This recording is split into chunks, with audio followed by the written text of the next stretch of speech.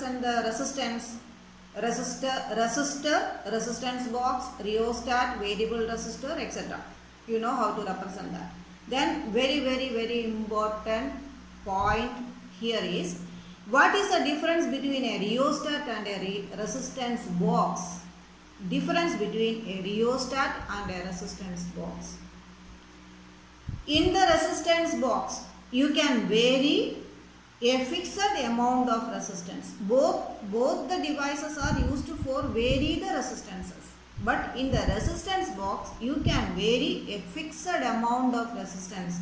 That is, if you want to change 2 ohm by 10 ohm, you can remove 2 ohm resistance and you can add this 10 ohm resistance. That is the advantage of resistance box. You will get a clear idea when you do the practicals. Okay. Then what about the rheostat? In the rheostat, you cannot add 2 ohm or 10 ohm. You cannot remove 5 ohm or 7 ohm. So here the variation of the resistance is continuous in the rheostat. You can vary the resistance, but you cannot vary by 2 ohm or 5 ohm or like that. It is continuous. That's the difference between a resistance box and a rheostat. Actually, both of them are, once again I am stressing the point, both of them are used for varying the resistance. Okay, then in one sentence what we can say, in the case of resistance box, the resistance box provides non-variable resistance. N-O-W-N. Resistance box provides non-variable resistance. But in the case of rheostat provides unknown variable resistance. Rheostat provides unknown variable resistance. These are all for important. All these are important for practicals, viva, 1 mark questions, everything. I think it is clear to you now. Okay, next is how to represent a galvanometer. See, this is the representation of the galvanometer. So here there is no plus sign and a minus sign. So then what is the purpose of the galvanometer? So purpose of the galvanometer is to detect the presence of current.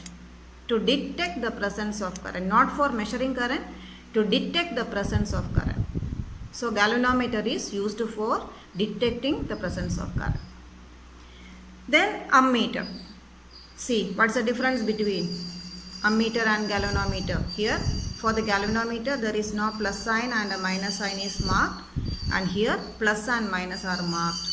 And what is the function of this ammeter, or the ammeter is used for what? The ammeter is used for measuring current, that you know already. Okay. Now very important point, how an ammeter is connected in a circuit. An ammeter is connected in a circuit that is always in series.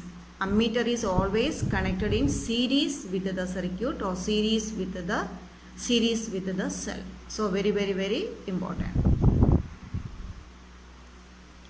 Next is about voltmeter. Like ammeter, here also plus and minus is marked here, and voltmeter is used for measuring, that you know, the potential difference between 2 points in an electric circuit, voltmeter.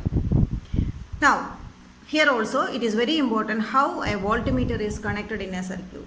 It is connected in parallel across the circuit. Voltmeter is always connected in parallel across the circuit. Then some other, so once again ammeter and a voltmeter. Ammeter is connected in series in a circuit and voltmeter is connected in parallel in a circuit.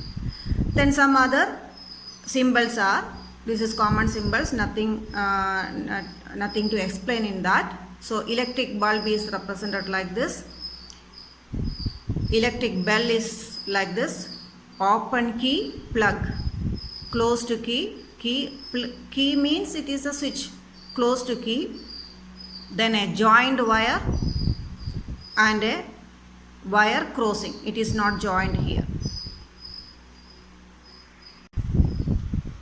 Okay, this following diagram shows How an ammeter and a voltmeter is connected in an electric circuit. This is a schematic diagram of the circuit, symbol diagram. How an ammeter and a voltmeter is connected. This is a cell, positive, negative, ammeter, voltmeter, bulb. See how it is connected. An ammeter is connected in series and the voltmeter is connected across the bulb. Voltmeter is connected in parallel. Then see the direction of the conventional current.